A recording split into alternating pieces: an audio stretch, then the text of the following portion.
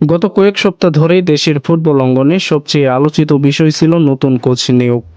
বিভিন্ন গণমাধ্যমে খবর আসে অভিজ্ঞ বিদেশি কোচ কুলম্যানের সঙ্গে আলোচনা চালাচ্ছে বাফুফে।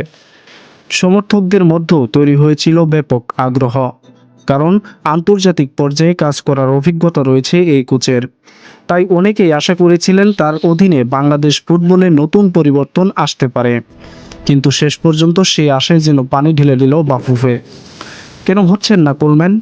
ফুটবল সংশ্লিষ্ট বিভিন্ন সূত্র বলছে, চুক্তির কিছু শর্ত ও আর্থিক বিষয় নিয়ে দুই পক্ষের মধ্যে সমঝোতা হয়নি।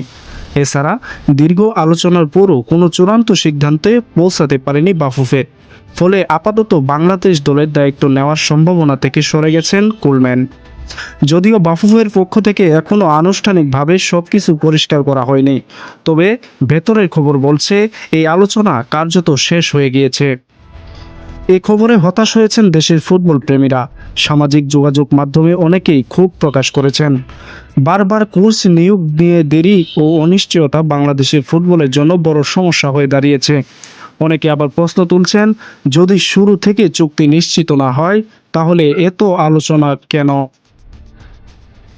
বাংলাদেশ জাতীয় দলের সামনে গুরুত্বপূর্ণ আন্তর্জাতিক ম্যাচ রয়েছে। এমন অবস্থায় এখনও স্থায়ী কোচ না পাওয়ায় দল গঠন ও প্রস্তুতি নিয়েও তৈরি হয়েছে অনিশ্চয়তা। বিশেষজ্ঞদের মতে, যত দ্রুত সম্ভব নতুন কোচ নিয়োগ না দিলে খেলোয়াড়দের পারফরম্যান্সেও নেতিবাচক প্রভাব পড়তে পারে। কোলম্যানের সঙ্গে আলোচনা বন্ধ হয়ে গেলেও বাফুফেকে নতুন করে কোচ খুঁজতে হবে। ইতিমধ্যে কয়েকজন বিদেশি কোচের নাম আলোচনায় এসেছে বলে জানা যাচ্ছে। তবে সমর্থকদের একটাই দাবি, আর দেরি নয়, দ্রুত একজন যোগ্য কোচ নিয়োগ দিয়ে দলকে প্রস্তুত করতে হবে। সব মিলিয়ে অনেক আলোচনা আর প্রত্যাশার পরও বাংলাদেশ জাতীয় ফুটবল দলের কোচ হচ্ছেন না কোলম্যান। এখন দেখার বিষয়, বাফুফে শেষ পর্যন্ত কাকে দায়িত্ব দেয় এবং সেই সিদ্ধান্ত দেশের ফুটবলে কতটা ইতিবাচক পরিবর্তন আনতে পারে। এই ছিল আজকের প্রতিবেদন। ভিডিওটি ভালো লাগলে লাইক দিন, শেয়ার করুন এবং চ্যানেলটি সাবস্ক্রাইব করতে ভুলবেন না। ধন্যবাদ সবাইকে।